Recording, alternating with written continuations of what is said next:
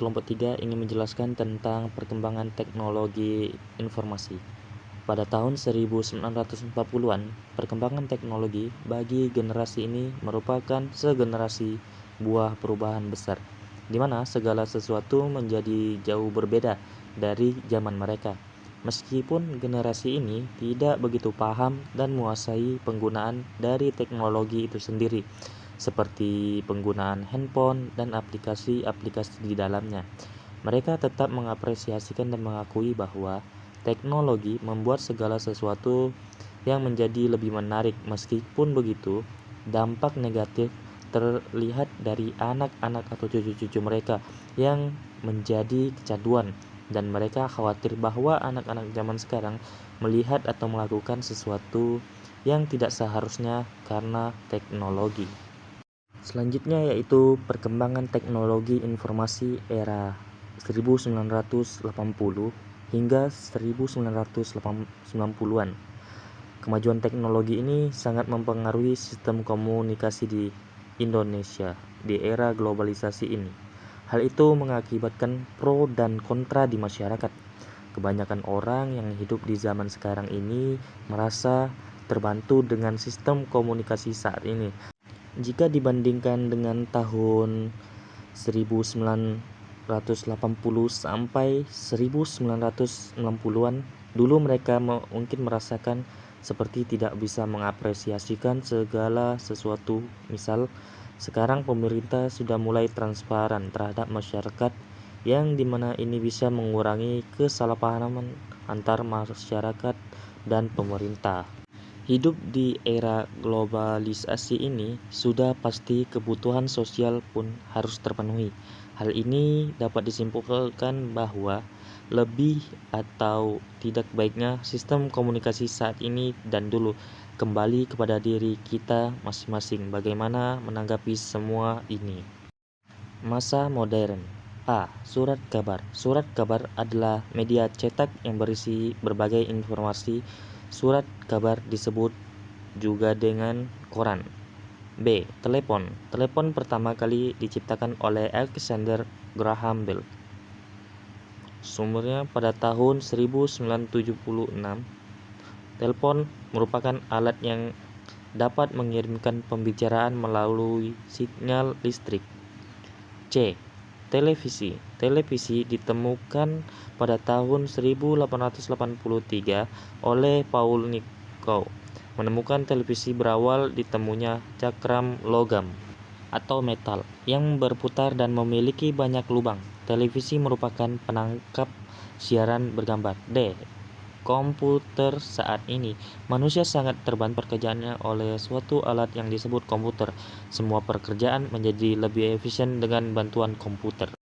Manfaat teknologi informasi. Komputer adalah alat yang dipakai untuk mengolah data, penyimpanan dan menyajikan data serta menampilkan menjadi sebuah informasi. Istilah komputer berasal dari bahasa Latin computere yang mengandung arti menghitung. Tetapi seiring perkembangan zaman, komputer tidak hanya berfungsi untuk pengolahan data aritmatika, tetapi juga dipakai untuk banyak tugas yang tidak terhubung dengan matematika atau Surya 1996. Penerapan komputer sangat memudahkan kehidupan manusia. Seiring perkembangan dunia, berimbas pada perkembangan berbagai macam aspek kehidupan manusia. Salah satu aspek yang terkena efek perkembangan dunia teknologi komputer adalah pendidikan, perbankan, industri, penerbangan, militer, dan riset biologi. Dampak teknologi dalam bidang pendidikan. 1. Informasi yang dibutuhkan untuk menjadi lebih cepat dan lebih mudah dalam mengakses tujuan pendidikan.